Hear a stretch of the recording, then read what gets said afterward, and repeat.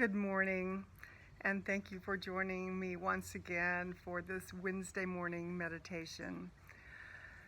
So I want to lead you through how I got to where I got to today in terms of our reading.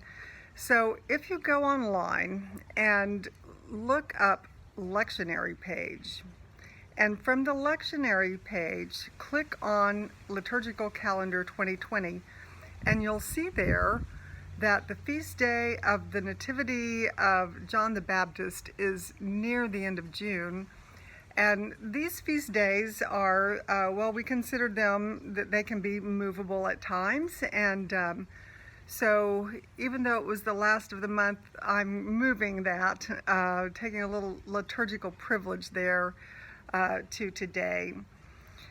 So we take these words from the reading from Isaiah chapter 40, verses 1 through 11, and we're going to zero in on these words that are associated with John the Baptist.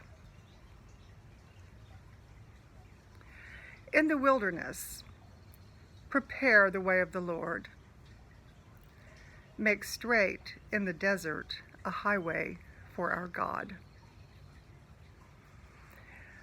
So John was of the wilderness, we might say. He was very much of the desert, and you might remember descriptions of him roaming through the area of the Qumran, feasting on locusts and honey. So that area of the Qumran is wilderness. I mean, the rocks, the sand, the animals, all are made of this one color, and it's kind of a camel color, really. So you just see shapes all in this one color, everything. And it's very stark there, very wilderness-like. So when we think wilderness, that word wilderness, we are away from the familiar, we are perhaps on rough terrain. We have no landmarks like we do in the towns and the cities, so we can get lost because we can get very disoriented in the wilderness, and it can be scary. Well, I just am so frequently in amazement, in awe of how often those words of Holy Scripture come alive for us, especially in times of difficulty. And our COVID journey has been for us a kind of wilderness experience. And I think especially at the first, we were, remember back then, it seems like a long, long time ago, early March, mid-March, we were suddenly in a foreign terrain. Fear seemed to be in the air, anxiety, we were gripped in all of that, and we felt understandably lost. But then we moved into a time of adjustment somewhat, and found that we could return to simplicity because we were not spending so many hours traveling, commuting. We found that interrelatedness helped us with our human condition we found ourselves in. For me, there was a reconnection with the neighborhood, and then through the Zoom meeting, seeing familiar faces that we could long to see, figuring out new ways to work with technology. And in Oklahoma, the numbers of cases were relatively low. So I think we had a time of adjustment there, and fear seemed to abate somewhat and lessen its grip on us. Well, now we're in a different place. The virus has shifted south. The threat is closer than New York City. The cases are up, and what I'm perceiving is that fear is once again lurking just outside our circle. But it's almost like I got amnesia, all of those hard-earned lessons from the first about letting go of fear, letting God in. I have to relearn that all over again to keep it fresh. And this occurs to me, isn't the life of faith hard? We're always having to struggle with it, wrestle with it. How does this relate to me? Where is God in this picture? It's not like we learn something and then it's settled forever and ever, but we live day to day with our faith. We pick up our cross daily, as Scripture tells us. So listen to this, because I think it relates to now. Listen to this. It's like I'm hearing it for the first time. Go back to that little verse 3 of chapter 40 of Isaiah. It is in the wilderness that we are called to prepare the way of the Lord. When we are in the desert, the stark, sun-bleached, thirsty desert, this is where there is a highway right into the heart of God. Well, I know just weeks ago I was reminded interrelatedness, sense of connection, whatever pulls us together as loved ones and community, that seems to help. Well, for now, God made us to be creative human beings. God made us creative. We can do things. We can reflect on our past few months and learn from this. And now that the thread is changing, getting a little closer to our own backyard, we do not have to be the victims of this. But we got to be creative. So I was delighted to see some wonderful creativity the other night on the news. There they were, beloved friends. There was Rick Hill, then John Coons, then Keith Stelting, then Jim Gray.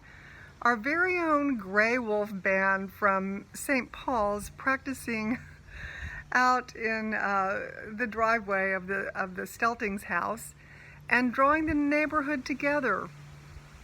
That sense of interconnectedness, that interrelatedness that we have as a gift if we would only find creative ways of doing it.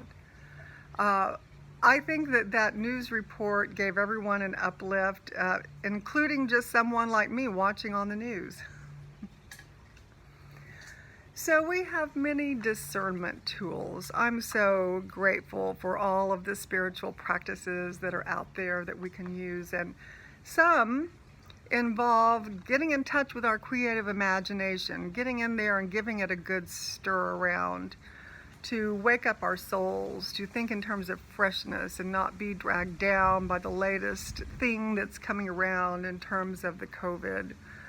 And sometimes when we're in that spirit of God's creativity, we have these problems, we have these issues, we just need to apply discernment. And the discernment is all about this. Where is Jesus, the love of Christ, calling you right now, today? Where is Jesus calling you to be in this time of COVID?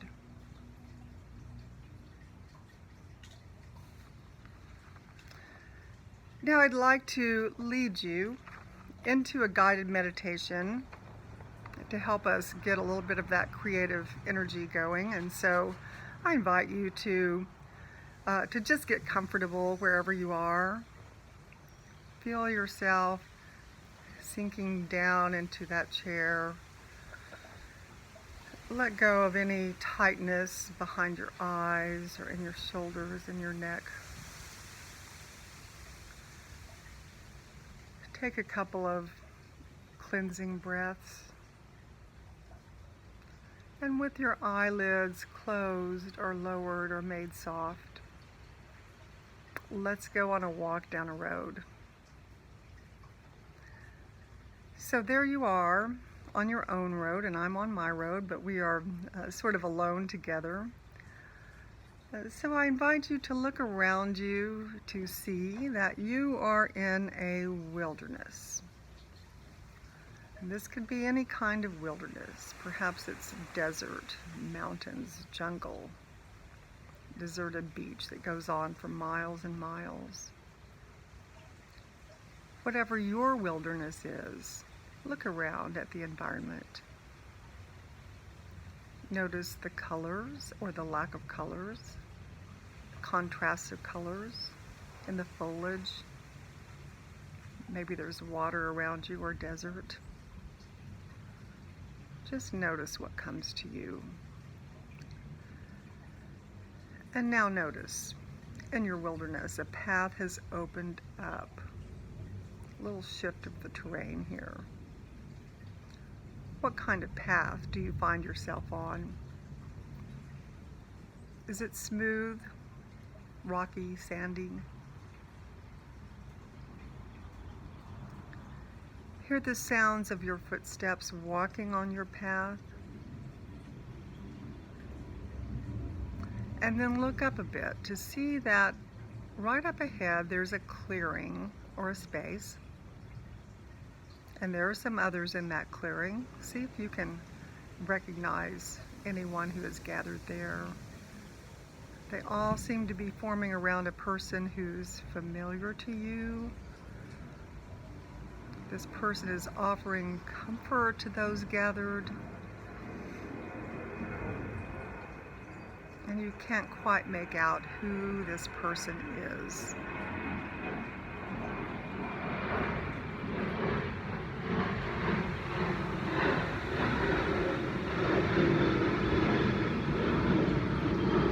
So you get a little bit closer. You find yourself mysteriously drawn to this familiar stranger. And seeing his face up close, now you see this is Jesus, your Jesus. Get closer and you can feel the healing presence of the love. And watch him as his face scans the crowd, and then his gaze lands right on you. And he's asking you a question. When did you feel the warmth, the love all around? A time when you were connected to the environment, connected to friends, to loved ones. Remember that time. Hold that feeling of strength and being with and connected, and know that your connection is with me as well. Allow that feeling of strength to grow within you.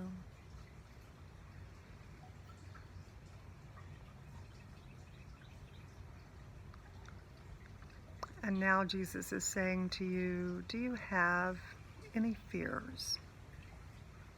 Do you have concerns? Is there any anxiety in you right now? Any worries? Just hand it to me. And he stretches his hands out. Hand it to me and let me hold that for you, he says. Hand it over to me and feel yourself letting go. Feel the presence of Jesus all around you, strengthening you in the loving connectedness and healing all of the frayed edges. Sit there in the peace of God and be healed.